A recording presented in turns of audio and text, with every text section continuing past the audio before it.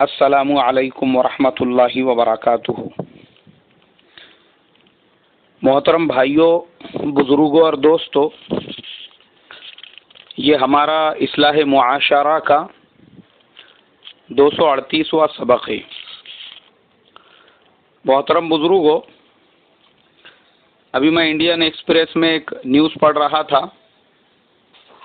कि बॉम्बे के अंदर किसी मॉडल ने फांसी लगा के खुदकशी कर ली। ये पढ़ने के बाद मैं सोचने लगा कि ये जितनी भी मॉडल्स है, हीरोइंस है, बेचारियां कब तक खुदकशी करेंगी। अभी थोड़े दिन पहले प्रत्युषा बनर्जी नाम की एक टीवी सीरियलों में काम करने वाली मॉडल, उसने भी खुदकशी की। उससे थोड़े दिन पहले जिया खान नाम की कोई हीरोइन थी, उसने भी खुदकशी कर ली। उससे थोड़े दिन पहले नफीसा जोसेफ और बहुत सारी ऐसी लंबी चौड़ी लिस्ट है, कम से कम एक 60 से 70 मॉडल्स और हीरोइंस की, जिन्होंने खुदकशियां कर ली।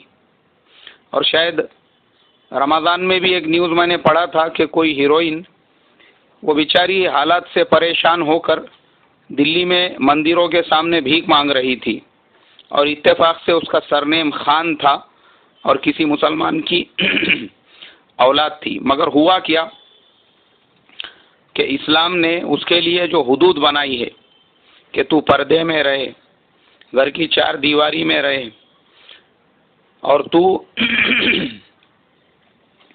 अल्लाह उसके रसूल के हुक्मों पर अमल करती हुई ज़िंदगी गुजार, तो उसने बगावत की।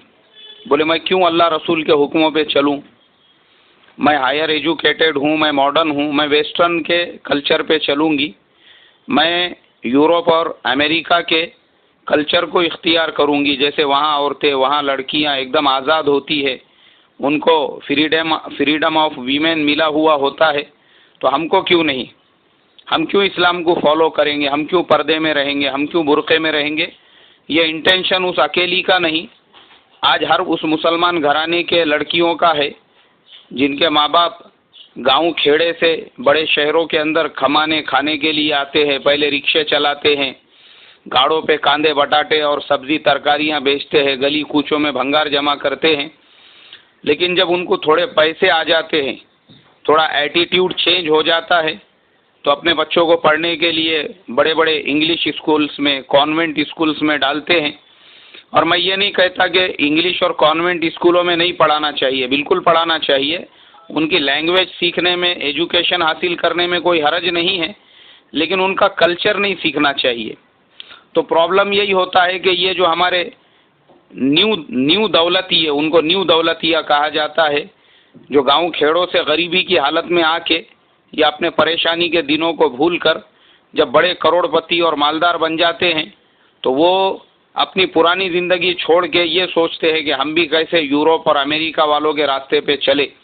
अपने बेटियों को पूरी आज़ादी दे देते हैं, बग़ैर बुर्क़े के, टी शर्ट पे और जीन्स पे फिरने के लिए, बाल खुले रख के काम करने के लिए। उनको ये लगता है कि हम क्यों इस्लाम के रूल्स को फॉलो करें। ठीक है, मत फॉलो करो, नहीं फॉलो करोगी तो दुनिया में भी जूते खाना पड़ेंगे। जैसे वो खान सरनेम की हीरोइन जो है, दिल्ली में मंदिरों के बाहर भीख मांग रही थी और भीख मांगते मांगते उसका इतना बुरा हाल हो गया था कि कोई उसको सहारा देने वाला नहीं, मंदिरों में पड़ी हुई रह रही थी। बड़े बड़े न्यूज़ चैनल्स के रिपोर्टर्स ने उसकी रिपोर्टिंग की और बताया कि देखो इंसान को हालात कहाँ से कहाँ ले जाते हैं। तो मैं वही सोचने लगा, अल्लाह रसूल के हुक्मों को तोड़ेंगी और अपने आप को, अपनी औकात को भूल कर, इसलिए कि इस्लाम के अलावा भी हमारे हिंदुस्तान का भी जो कल्चर है वो एकदम सादा सिंपल है।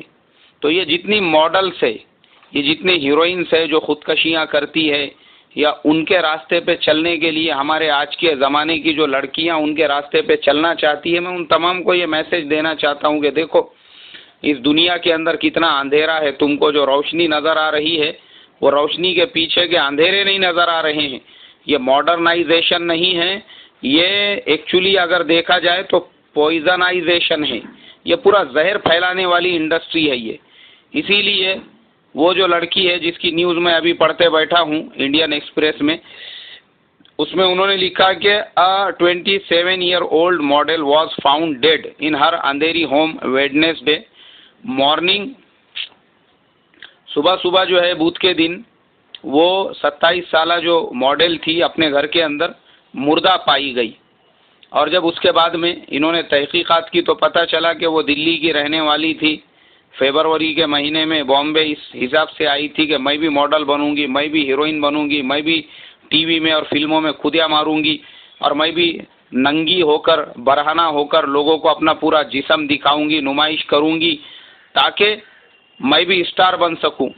स्टार बनने के चक्कर में वो लड़की आई बॉम्बे जिसका नाम करमजीत कौर था और वहाँ पे उसको कोई पहचानत वाला मिल गया, वो भी शायद फिल्मों में काम करता था, उसका नाम जितेंद्र सिंह था।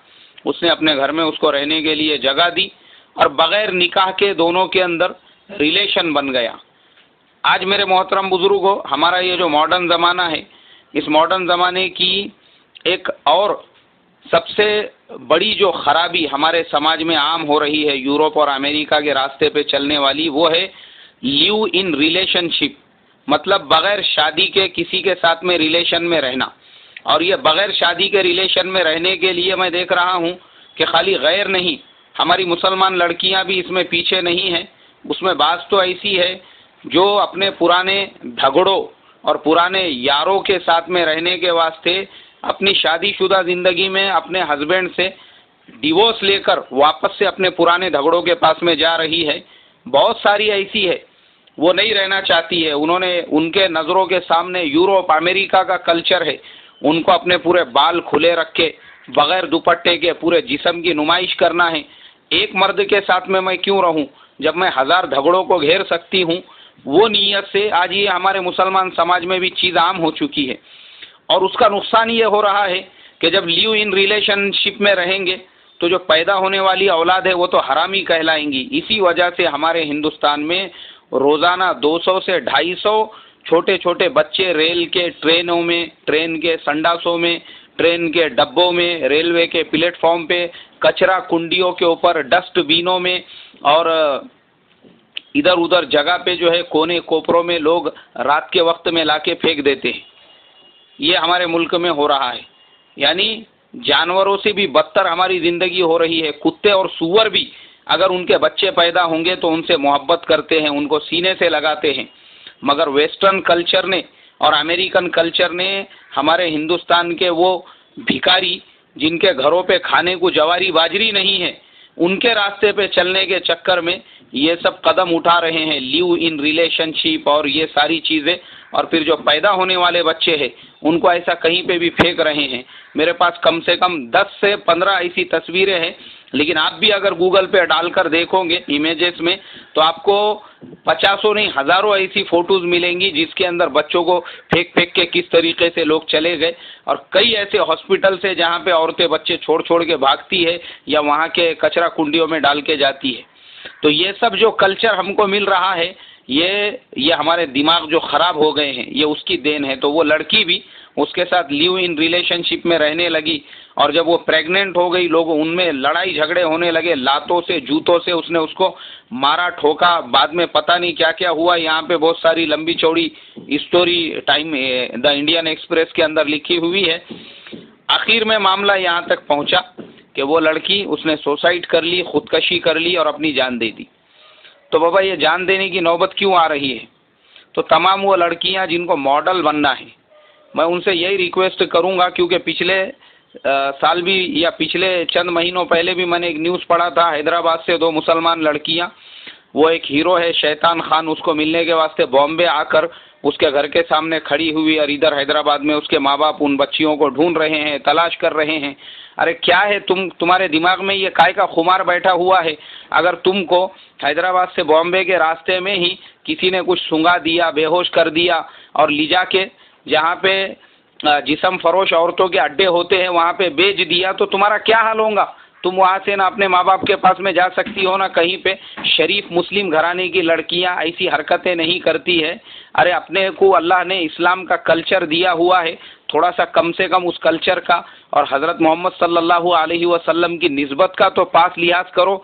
ये शैतानी जो मॉडर्न बनना है और मॉडल बनना है और ये बनना है और वो बनना है, ये बेपर्दगी और ये तमाम चीज़ें फिर आगे चल के हमारे मुस्लिम कल्चर में भी वही सब चीज़ें आएंगी जो आज इन लड़कियों के कल्चर में मैं बता रहा हूँ, ये सब जो आज अखबारात में आ रहा है।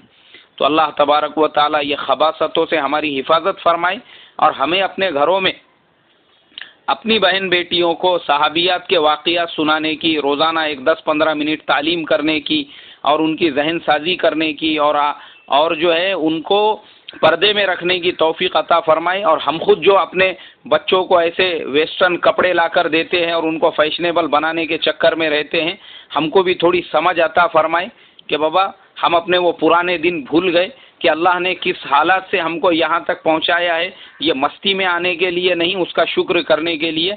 अस्सलामु अलैकुम व रहमतुल्लाहि व बरकातुहू।